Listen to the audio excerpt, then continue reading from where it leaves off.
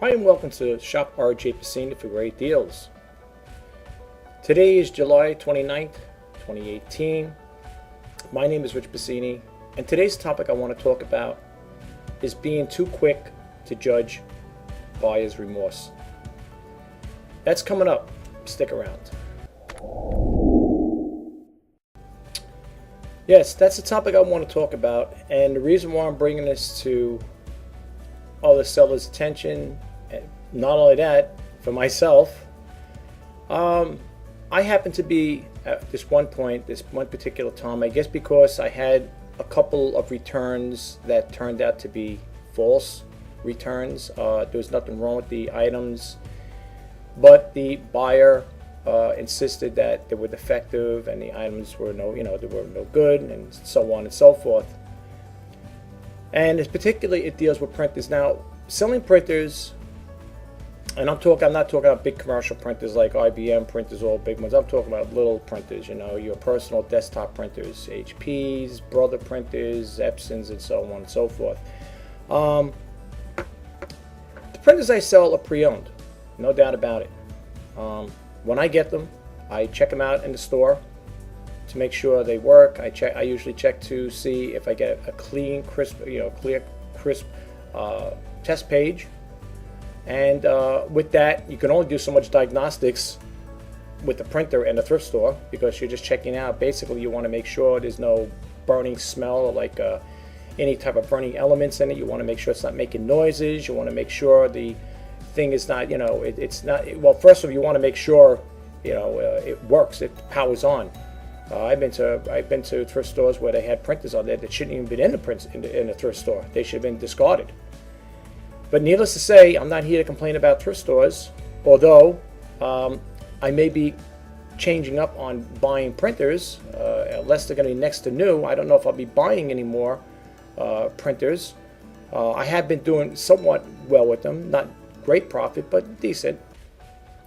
And the reason I'm making this video, folks, is to share with you, the YouTube audience, and the potential eBay buyers, I should say, well, buyers and sellers actually, because the buyers are also sellers as well.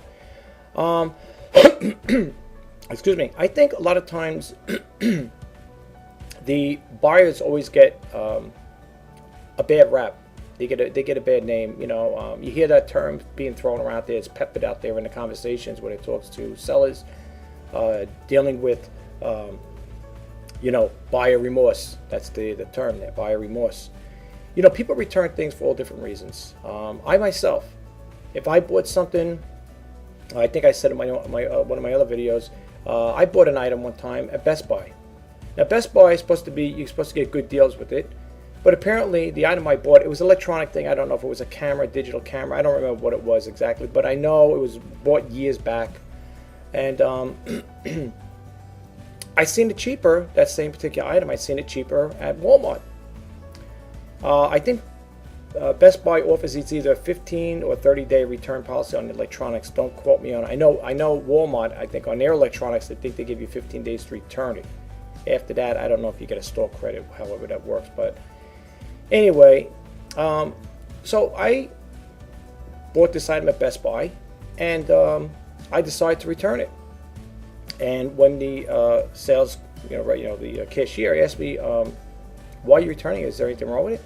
I said, no, to be honest with you, I seen it cheaper in another store. And again, I wish I could remember what it was, because like I said, I shop at Walmart a lot. I don't buy too much at Best Buy, but I don't remember. I know it was something definitely electronic. It might have been for one of my kids, whatever. And I told the person, there's nothing wrong with it. It's not defective or anything. I just want to return it because I can get it out cheaper elsewhere. And with that, I would go to Walmart and I would save a $10 or $15 bill. Now, a lot of people may say, well, $10, $15, well, $10, $15 is $10, $15. Okay, like I said in my other videos, I consider myself the frugal entrepreneur. I was always conservative to begin with. But there comes a time and place when you buy something, you make a purchase. Some people will make a purchase of an item basically on a trial basis to test it out, to see the functionality of it, to see if they like it, and to see its overall performance. I had purchased a printer from my local thrift store, and I did a test on it, and when I printed out the test page, it printed out nice, clean, and crisp. There was no lines or any, streaks or anything on it, on the test page. So with that, I labeled the printer as been tested and it works good. I put in the description, all you'll need to keep the printer going is to buy new toner cartridges, ink cartridges, not toner, ink cartridges. And I just ordered a set for that printer, which is ridiculously cheap. I don't know how it's going to be honest with you. They're coming from California, and I only paid $3.71 for them, with free shipping. 5 cartridges. I think you get 2 black, and then you get the magenta, yellow, and blue. I don't know what they're going to look like. I don't know. They look pretty decent in there. Whenever I buy from a buyer, a seller, I always look at their feedbacks. If they're not 100%, I jump right to the negatives. I don't even bother looking at the neutrals. I go right to the negatives and see what the other buyers are complaining about with this particular seller. Now, mind you, they may have had a bad rapport with the seller, but me, I myself, I have to take everything in its perspective. I don't necessarily follow other people's leads when it comes to things like this. Just like going to a movie. How many times we went to movies and the movie was blasted all over the TV with the commercials, the little trailer movies, and it shows you, and you look at it, you say, oh, this movie looks great, this looks good. You go there, and you do find it to be a great movie. And then you got friends and relatives, oh, did you see that such and such movie? Oh, it stunk. I would give it thumbs down, 2 thumbs down, whatever. It's the same thing. It's the same thing when it comes to, judging. People will buy things sometimes spontaneous. I've done it myself, and I tell you, sometimes I can kick myself on the rear for it. I used to be like that when in my younger years. That's why they say with age comes wisdom. As I say, my kids will say, Dad, you're getting old. I say, no, I'm not getting old. I'm getting older. With age comes wisdom. In some cases. All right. But, when you're spontaneous like that, and you're not thinking for the moment, you just want to buy it and you want it, you're not thinking about the ramifications that come along with it. You're not thinking about, hey, wait a minute, did I really need this? Years ago, I picked this up from my dad, God rest his soul, my parents. They were very conservative. And I remember sitting around at the dinner table, we'd be talking about certain things, and I would tell my mom and dad, I'd say, yeah, I'm thinking of getting this, whatever it is, a new tool or a new camera or whatever it may be. And my parents would say, my father especially, very conservative, would say, well, do you really need it? And the worst thing you could tell a conservative father or parents is that I just want to have it. I want it to have. It'd be nice to have. That's it. It's nice to have. And their response would be, nice to have. Have for what? What are you going to do with it? What are you buying it for? To buy it, to put it away? Is it like a silver coin collection? Are you a stamp collector? You're buying it with the intentions of maybe someday it'll be valuable. I can understand people buying gold coins and silver coins, whatever. Maybe you're a stamp collector of rare stamps, and you're hoping and praying that maybe in the years to come that these items will be worth money. But just to buy something, to tell people, oh, I have that too. I know people like that. They will buy things out of the clear blue, never use it, mind you, but they'll buy it just to say, I have it. Or they're in competition with you. You buy the latest camera. I bought one too, but my model's a little different. It's got a little more bells and whistles, a little better than yours. Does it take pictures? How's the picture quality? Is the picture quality good? Did you need to buy that $1,500 camera, digital camera, as opposed to my little $200 camera or $100 camera? Or does it take pictures? That's the thing too. People, they spend all this money on things that are frivolous. I don't think, again, you got to understand my mindset. You're talking to a person that grew up in a conservative household where, money was tight. My parents watched their nickels and dimes and P's and Q's, so to speak. But, you know, we bought things out of necessity. And me personally, that's how I base my whole life. You buy out of necessity. I always owned old cars. Never had a brand new one. I don't know what it's like to have a brand new one. Excuse me. I don't know what it's like to have a brand new car. Never had one. But that all changes when you buy old cars and you keep having repetitive problems with them over and over and over again. The last car I had, it just died on me. I had the car towed to the repair station, and the mechanic said it'll cost $100 an hour to detect where the short was in the line. Mind you, this car back then was not even worth $1,000. And he said minimum of 4 hours. So you're talking $100 an hour, minimum 4 hours. So $400 for a car that's only not even worth, I didn't know if it was even worth $1,000. To have them check it out, and they can't guarantee they're going to find a problem. With that point on, the car was disabled. It wasn't going anywhere. I wasn't about to invest any money into it. I had the car towed back to my house. I called up. I seen an ad in the paper for junk cars wanted. They give you $500 for the car, running or not running. Needless to say, I took a lot of parts off that. It was a foreign car. I took a lot of parts, whatever I could. I left the wheels on, their rims, of course, but I took the center hubs out. I took the headlights out, the headlight assembly.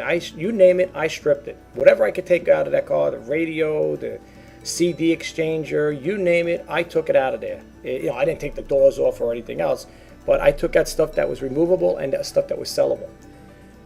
I was able to sell that car at just those pieces alone. I accumulated $1,000. So I got more for the car in parts than I did as a whole. But that's when I drew the line. I said, you know what? Life is short. We're only on this planet for a certain amount, a certain time. I'm going to buy myself a brand new spanking car, cheap economy car, and I want to see what it's like to own a brand new car at least once in my lifetime. I always told my kids I'd like to go into a dealership and literally drive the car right out of the dealership, brand spanking new. Well, I didn't get to drive the car out of the dealership, but I did get a brand new car from the dealership. It's now paid. I had it for 5 years now. I bought it, well, a little over 5. I bought it back in 2012. It's been paid off, thank God.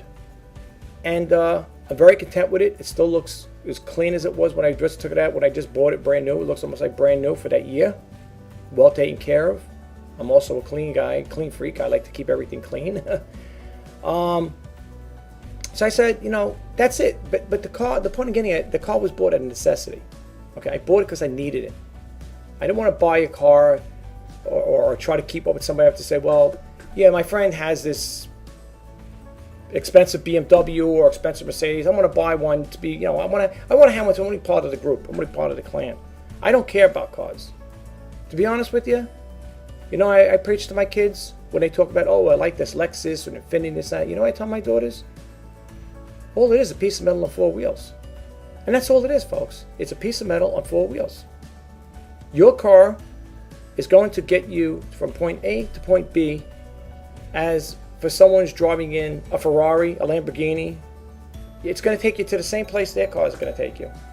Yeah, exactly. The only difference is you're driving an economic, affordable car, and they're driving a car that's exotic. $200,000-$300,000 car with the insurance is probably enough to probably cost as much as a mortgage, let alone the car probably costs more than a house.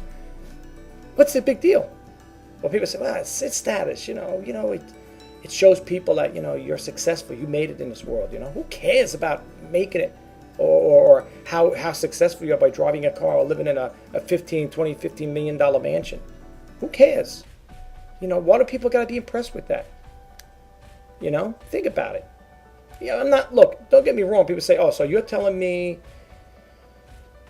when you drive through an expensive town, like there is a town in here on Long Island, it's called Old Westbury. It's one of my favorite towns. I can't afford to live there, no doubt. They have estates there going for $10, $15, $20 million homes. beautiful homes, beautiful estates, gated driveways and everything else, the whole kit and caboodle. Built-in pool, tennis courts, you name it. You would think you were in Beverly Hills. I drive by there, took my kids there, we used to drive by there watching the new houses, the estates being built. And I would tell my kids at an early age, you see, girls, I got 2 daughters, I'd say, you see, if you put your mind to it someday, you could probably live in a neighborhood like this. Maybe. It depends. I mean, who's going to have, I'm not saying they're going to make $10, $15 million a year to buy a house like that, but you got to understand, too, that's old money there, too. Those houses probably passed down to generations. But it's just to inspire my kids, to help them and say, hey, listen, if you do good in life, become successful, get a good education, get a good job and stuff like that. Maybe you might not be able to live in Old Westbury. You might be able to live in a nice town, that's second best or whatever, or third best, But you live within your means. That's the thing. Live within your means. You don't. If you're making a nice income, you don't want to go out and blow tons of money on stuff that's needless. But anyway, I'll give you a little bio about myself and how I look at things. And this topic is just what I said. It's, don't be too quick to judge a buyer remorse. And, the story I want to tell you is that this printer I sold, I tested it out here. It worked. Well, at least I assumed it worked. Well, everything was functional. But seriously, let's get right to the point, though. Everything was functional. It's an all-in-one printer. It's a scan. It's a fax, copy, and scanner. Okay, and it does print. The only thing is, on the test page, it printed out nice. The copy was nice and clean and crisp. I got the paper right here, and she sent me a whole bunch. The buyer sent me a whole bunch of copies to prove that this printer did not print color that good. It came out with lines. And I was, getting ready to do a video and talk about buyer remorse, and I said, wait a minute. There's no need to do a video about buyer's remorse on this person. The first thing that came to my mind is, there's nothing wrong with the printer, and the buyer just wants to send it back because, they conjured up the story, the effect of not working, because I had that happen, folks. This is why I'm a little off key with this, because I had it where I had either 1 or 2 printers where the buyer bought it, claimed it didn't work, wrote on there defective, need to return it, whatever. And when it was returned, I tested that it worked. So that day when I returned it, I issued a refund, of course. The next day, I would put the printer up, the same one that they, quote unquote, was defective. It sold within a day or 2. So, when you have a mindset, that's why sometimes you got to think straight. You got to say, wait a minute. Don't get too hostile. It was a nice little sum of money, not a lot, but enough. And it hurts when you got to return. Especially I had to pay the shipping charge. Okay? That stinks, to be honest with you. I've always had in my listings, I think I'm going to change it. I might lose my top rated seller status, but I don't really care.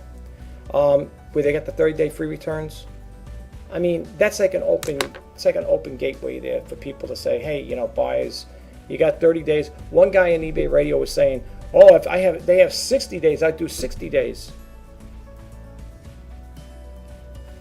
30 days, I think that's about bare minimum for me, but I don't like the idea of the free returns. That's the part that bothers me, because we're not talking $2, $3 return here. We're talking about $15.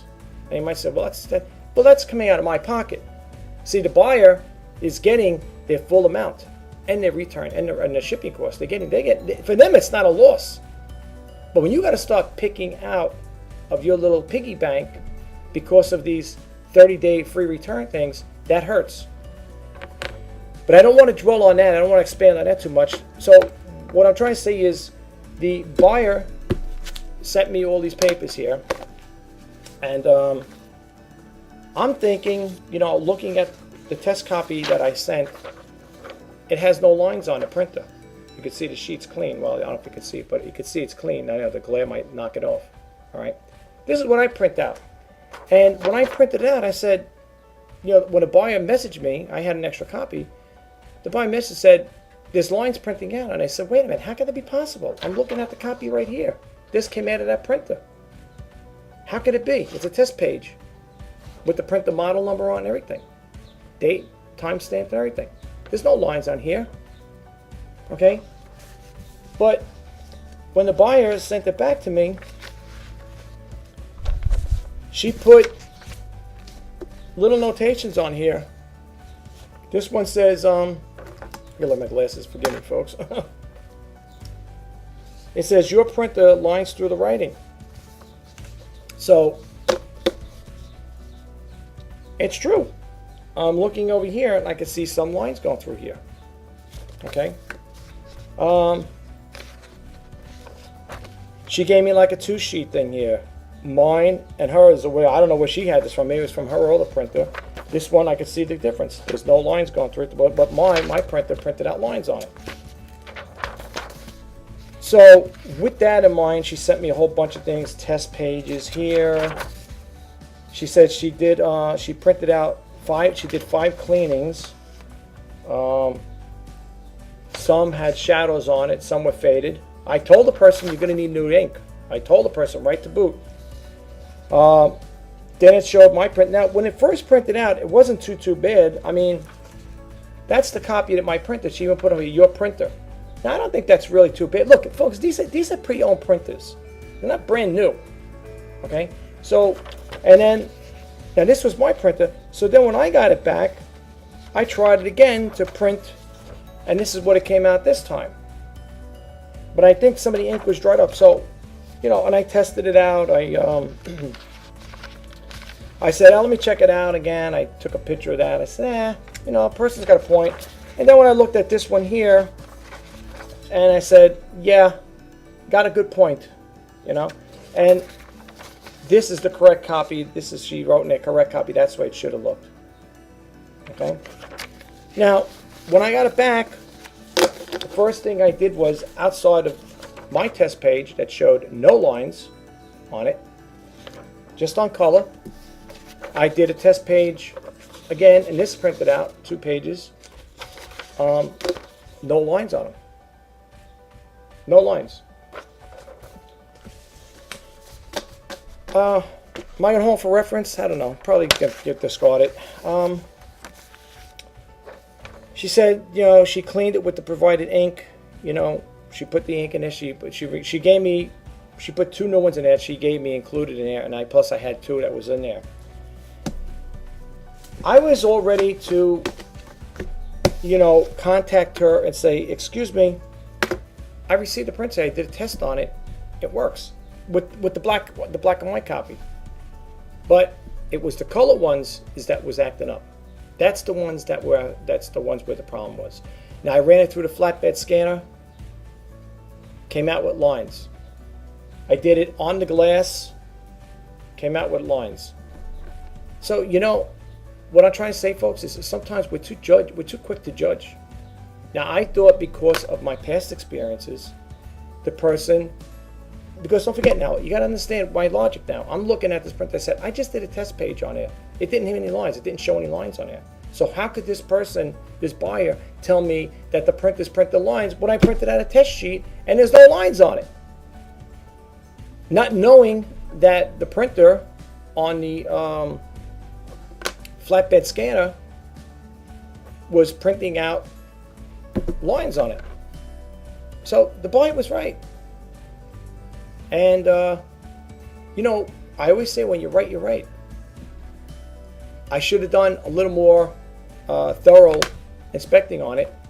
I've been doing that in the past. I never had a problem. This is the first, folks. For those who don't believe me, please, you gotta try to take my word for it. I know you don't know me from Adam, but look at my feedbacks. You know, as a matter of fact, she wrote a nice little thing here.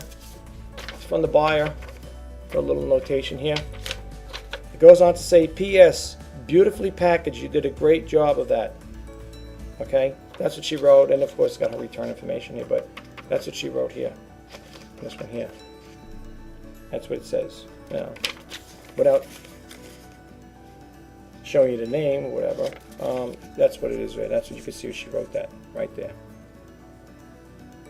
If you can see it, my thing's focusing in. Not that it matters, but See what it says there, folks? It just P.S. You did it really packaged well, okay? But that's what the person wrote. Anyway, so with that, I returned the money, and it is what it is. So you're probably saying, okay, you went through this whole spiel, told us a little about yourself, about your frugality. We know a little about your parents now. We know a little about your background. What's the point? The point I'm telling to all sellers out there is sometimes we're too sure of ourselves. We find out later on that we do make mistakes, and no matter how much we pride ourselves in, and how we justify how business practices and stuff, we always think, and well, at least I should speak for myself, I always think I'm on the up and up, and I am on the up and up when it comes to the truth. I'm not lying. Like I said, I mean, people may say, well, maybe you knew that was happening. No, I didn't. Honest to God, I'm being upfront honest. I did not test the color page out. I test the functionality of it. Like, I'll run it through the scanner. Like, if it's hooked up to the computer, I will do a Windows print test page. I did a video on this particular printer. It's still up on YouTube. For people who want to check it out, it's the Brother MFC-490CW. It's the all-in-one printer. It's an older printer, and I did a video on it, folks. And they say every picture tells 1,000 words. Well, a video tells 10,000 words. Okay, this is a live video shoot. Okay, you'll see in the video, I talk a little about its condition. You'll see me plugging it in, powering it on, and doing a test page. Okay, I think I also did a scan check on it. I also checked out the facts to make sure everything's worked. All the functionality is there. This could be something minor. But anyway, I did order new toner cartridges, the ones I just told you, for $3.71. I know it sounds crazy. Free shipping, no less. I don't know if these people are getting it for a nickel a piece. I don't know how they're making a profit with it, to be honest with you. I couldn't sell, I think it's 5 toner cartridges for $3.71 with free shipping. Watch their empty cartridges. I'll keep you posted if there's anything that comes out of it. But I'm going to clean it up again, clean the print head. There's a way to do it. You got to use the syringe and the solution there, and you feed the solution through the, little hoses there that are connected to the print head, and you're supposed to kind of, flush it out. I'm going to try doing that with the new toner ink cartridges, not toner. Toner's for laser, folks, just in case you're wondering, because I heard people saying, oh, I own a toner card. No, toner cartridges are, for those who don't know, are for laser printers, and the ink cartridge for your all-in-one printers. Okay, just to get that heads up, because my kids at one time thought the same thing when they were younger. Now, of course, they know. But some people will think like that. They think the toner and ink cartridge are both the same. I mean, yeah, they're both cartridges, but one is toner, which goes in a laser, and the other one's ink that goes into the all-in-one printers. But anyway, folks, I don't want to dwell too much on it. I'm sorry if I did. People may say, you dwelled enough on it. I just wanted to share it with you guys. Let me know what you think. If you had similar situations, again, let's not be too quick to jump to conclusions. I'm one for that. For this particular case, I don't do it all the time, just to let you know. In the description, I was very upfront and honest, and believe me, because of the absence of sharing that that information with the person, the buyer, I didn't have no clue that was printing out lines, on the color printouts. I had no clue with it because, and I'll be upfront and honest, I didn't check it because I usually print out the test page, and I know the scanner works, I know the fax works, I know it prints and copies, I know all the functionality of it. It's just that when it printed out in the color on the flatbed, it would print out the streaks. I don't know why it does that. It could be faulty cartridges too, or it could be a dirty print head. Or maybe the print head is going on it, but it doesn't look it because looking at this copy here, it's crisp and clean. That's then on the stand. So I will, when I get the new cartridges, test it out again. I will probably do a new video, updating it, and even probably telling a little story about it, unless I forget, just to let people know a little about the history about that printer as to why it came back to me. I'm an upfront and honest seller. I am not going to sugarcoat anything. And if people think for one moment if there are people out there that think they're going to sell garbage to buyers, and they think the buyer's going to get these things that are broken and they're going to keep them, that's not going to happen. You know that's not going to happen. That's not the way I roll. And matter of fact, for those who are watching and for the new subscribers, I just want to give a quick shout out where I'm on a topic or thinking about it. Thank you very much for subscribing to my channel. And I hope you get something out of these videos I produce, because as I always say, and I have been saying in my other videos, I am the creator of the His Initiative. And for those who know what the His Initiative is, it's to help, inspire, and share. And the Clean Content Channel, which states that is just what it states there. I do not discuss religion or politics. There's no profanity on this channel or any crazy talk whatsoever. Okay? That's not what this channel is all about, folks. This channel is to help people out. And that's why when I say I want to help, inspire, and share, that's exactly what I want to do. I want to help people out. I want to inspire people, and I want to share information. And when I get this information, I want to share it with you guys, you know. But I'm going to see, right now it's going on 2:30 over here. I'm on the East Coast in New York. I'm going to see if I could do a quick news weekend brief. So you may see another channel notification coming up. If you don't want to watch it, folks, I'd rather you X out rather than unsubscribe. But I really wouldn't think you should do that, because I do put out pretty decent content, I think. And you might be, unsubscribing to something that you may be interested in later on in the future. This channel is going to be updated with different things. I can't exactly say, expand on it right now, but I do plan on doing other things besides reselling news, demo videos, intro videos, and sneak peek videos. I do like to talk about other things, just as now here. It's like I'm talking to you right now about judging, being too quick to judge the buyers for, when it comes to buyer remorse. I do want to do different things to, keep it interesting, give people a variety instead of seeing the same old things over and over again. The reseller news, I don't know how much the format's going to change on that. The only thing I would like to do with the reseller news is cut it down.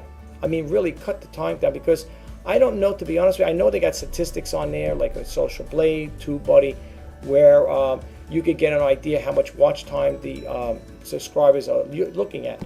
So for me right now, I don't know. I think I like to. So I've been hearing two stories with it. Some people like long videos that will inspire more people to subscribe, and then I hear too long videos, you may get people that just turn it off and not even bother and may not even want us to subscribe. So I don't know. I'm between the devil and the deep blue sea, so to speak. I would like to keep it short, though. If it was going to be a half-hour segment, let's just say for reseller news, maybe it'd be nice if we just to do like a 15-minute news brief. But the thing again, if you look at regular news channels, like, regular television news, you don't hear too many news channels saying we're going to do a 15-minute news break.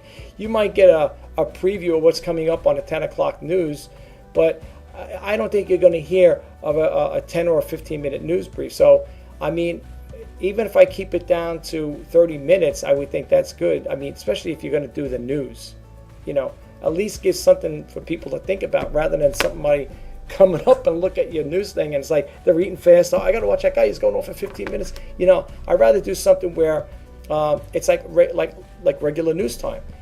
Some news is could be a half hour. Some could be an hour. It depends. I know, like 60 Minutes show. I'm not a 60 Minutes person.